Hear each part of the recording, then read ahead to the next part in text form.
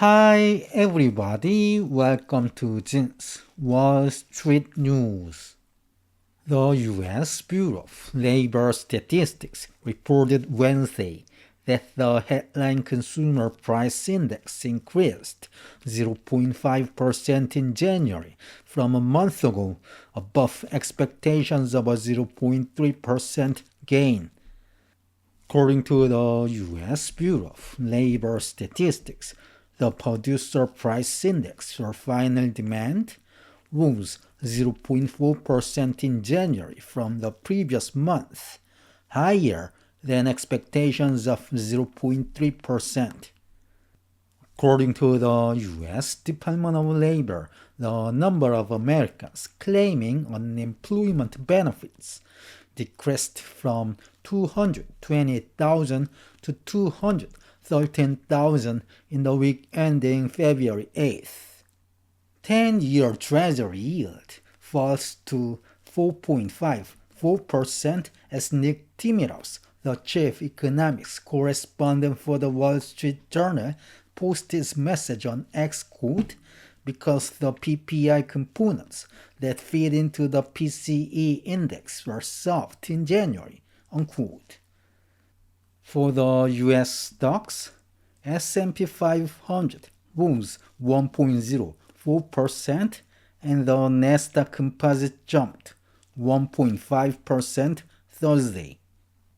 Microsoft, Meta, Amazon, and Alphabet together are planning to spend approximately $79.4 billion in capital expenditures in Q1 2025, up 2.9% sequentially based on their earnings releases.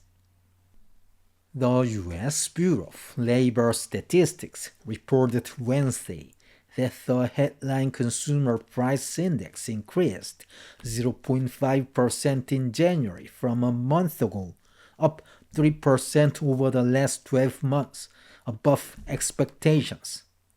The core CPI, excluding food and energy, advanced 0.4% monthly, up 3.3% from the previous year, higher than expectations of a 3.1% increase. The BLS said, quote, the index for shelter rose 0.4% in January, accounting for nearly 30% of the monthly all items increase. The energy index rose 1.1% over the month as the gasoline index increased 1.8%, unquote. The index for used cars and trucks increased 2.2%, while the index for apparel decreased 1.4% in January. The U.S. Bureau of Labor Statistics reported Thursday that the Producer Price Index increased 0.4% in January, above expectations of a 0.3% gain, up 3.5% over the last 12 months. The index for final demand goods advanced 0.6% in January. The BLS said, quote, in January, a 10.4% increase in the index for diesel fuel was a major factor in the advance in prices for final demand goods, unquote. The index for final demand services rose 0.3% in January. The BLS added, quote, over one-third of the January rise in the index for final demand services can be traced to prices for travel accommodation services, which advanced 5.7%, unquote. After the PPI report was released on Thursday in the morning, Nick Timiraos, the chief economics correspondent for the Wall Street Journal, posted his message on X, quote, because the PPI components that feed into the PCE index were soft in January, The core PCE index is estimated to print well below the big 0.45% increase in the CPI.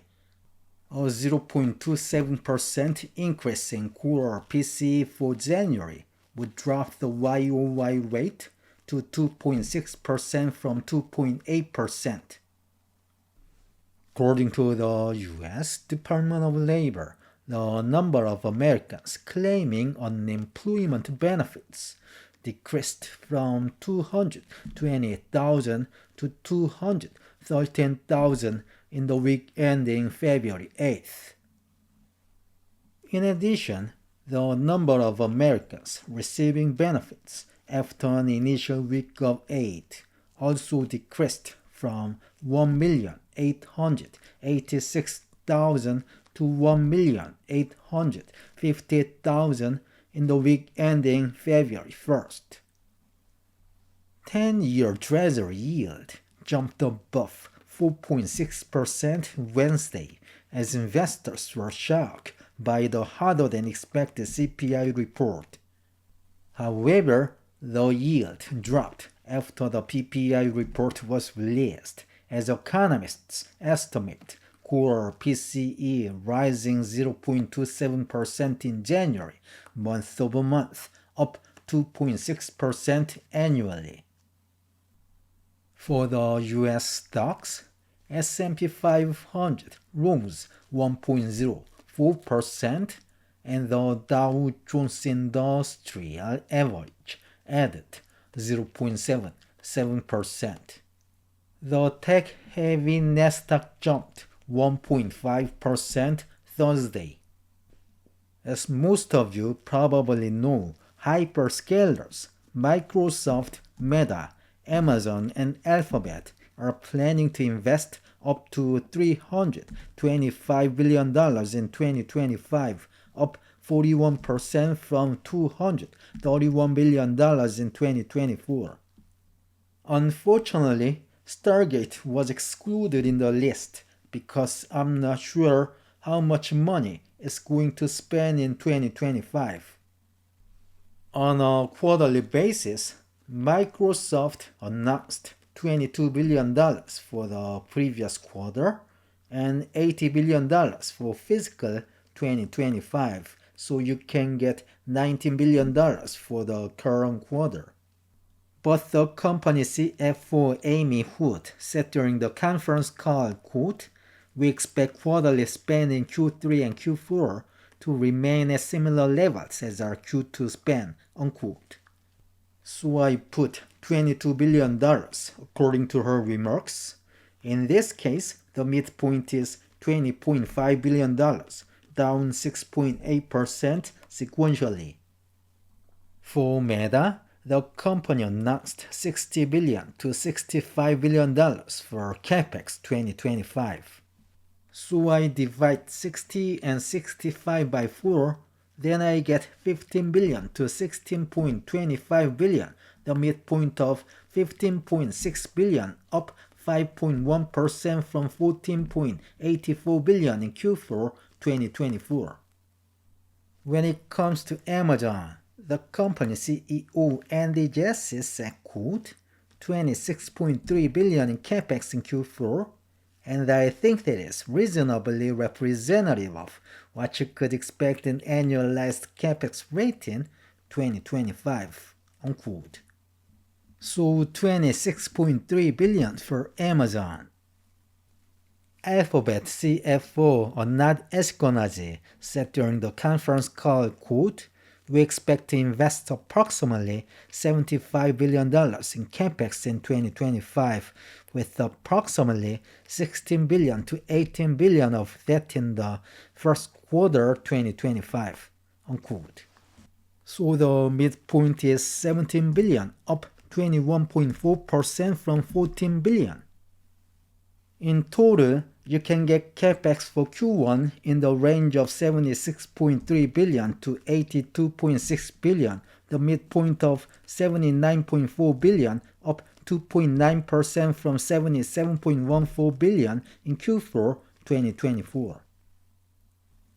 I would like to compare this CapEx growth rate with NVIDIA's revenue growth rate for the current quarter.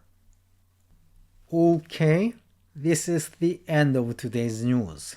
Thank you for watching. Have a great weekend.